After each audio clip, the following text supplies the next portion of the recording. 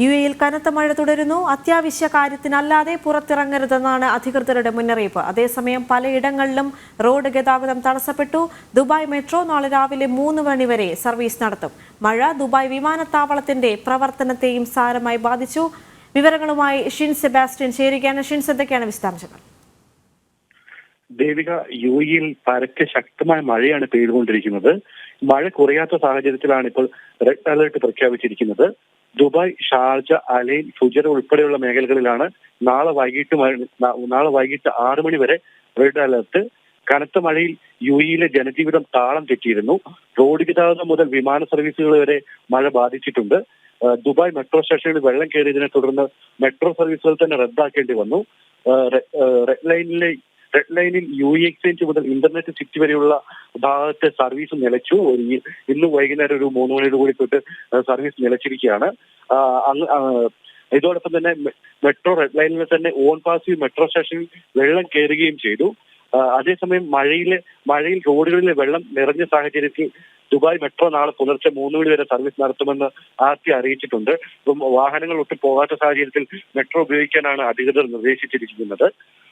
മഴ ദുബായ് വിമാനത്താവളത്തിന്റെ പ്രവർത്തനത്തെയും ബാധിച്ചു. മോശം കാലാവസ്ഥയെ തുടർന്ന് ദുബായ് വിമാനത്താവളത്തിന്റെ പ്രവർത്തനം അരമണിക്കൂറോളം നിർത്തിവെക്കേണ്ടതായി വന്നിരുന്നു.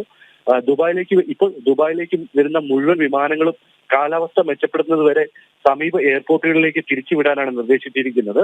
ഇതുവരെ 45 വിമാനങ്ങളാണ് റദ്ദാക്കിയിട്ടിരിക്കുന്നത്. ഇതിൽ ദുബായിൽ നിന്ന് കൊച്ചിയിലേക്കുള്ള ഇൻഡിഗോ വിമാനം ഉൾപ്പെടെ ഉള്ള വിമാനങ്ങൾ റദ്ദാക്കിയിട്ടുണ്ട്.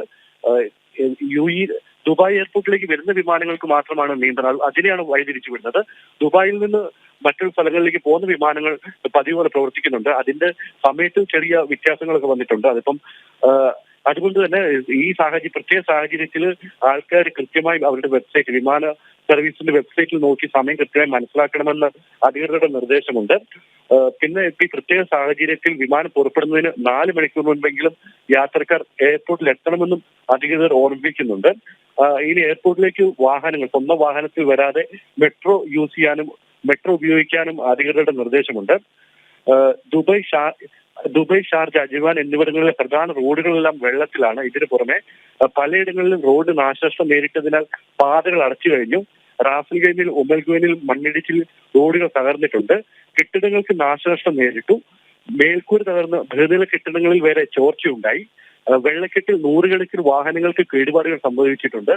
മഴ ഇന്നും ശക്തമായിക്കൊണ്ടിരിക്കുന്നതിനാൽ വീടുകളിൽ തന്നെ തുടരാനാണ് യുഎഇ ദേശീയ ദുരന്ത നിവാരണ സമിതിയുടെ നിർദ്ദേശം. രാത്രി വ്യാപക മഴ തുടരുമെന്ന മുന്നറിയിപ്പുള്ളതിനാൽ പുറത്തേക്ക് ഇറങ്ങരുത്. അത്യാവശ്യ കാര്യങ്ങൾക്കല്ലാതെ പുറത്തിറങ്ങരുതെന്ന് അധികൃതർ നിർദ്ദേശിച്ചിട്ടുണ്ട്. ഇതോടൊപ്പം തന്നെ 7 എമിറേറ്റുകളിൽ ശക്തമായ കാറ്റും മഴയും തുടരുന്ന സാഹചര്യത്തിൽ വിവിധ എമിറേറ്റുകളിൽ സർക്കാർ ജീവനക്കാർക്ക് വർക്ക് ഫ്രം ഹോം ആണ് പ്രഖ്യാപിച്ചിരിക്കുന്നത്.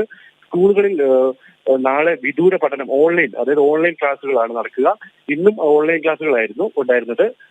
പിന്നെ മഴയിൽ സ്വന്തം ജീവനും മറ്റുള്ളവരുടെ ജീവനും അപകടത്തിലാക്കുന്ന രീതിയിൽ പ്രവർത്തിക്കുന്നവരെ കണ്ടെത്താൻ പരിശോധന ശക്തമാണ്. പൊതുജനങ്ങൾക്ക് ഇത് സംബന്ധിച്ച നിർദ്ദേശങ്ങൾ നൽകിയിട്ടുണ്ട്. വ്യക്തികൾ വെള്ളപ്പൊക്ക ബാധിത മേഖലകൾ സന്ദർശിക്കുന്നത് ഒഴിവാക്കണം. വെള്ളക്കെട്ടുള്ള സ്ഥലത്ത് വാഹനം ഇറക്കുന്നത് അതും ഒഴിവാക്കണമെന്ന് അധികൃതർ മുന്നറിയിപ്പ് നൽകിയിട്ടുണ്ട്. ദേവിക, ശരി, യുഎഇയിൽ നിന്ന് വിവരങ്ങൾ നൽകുകയായിരുന്നു ഷിൻ സെബാസ്റ്റ്യൻ.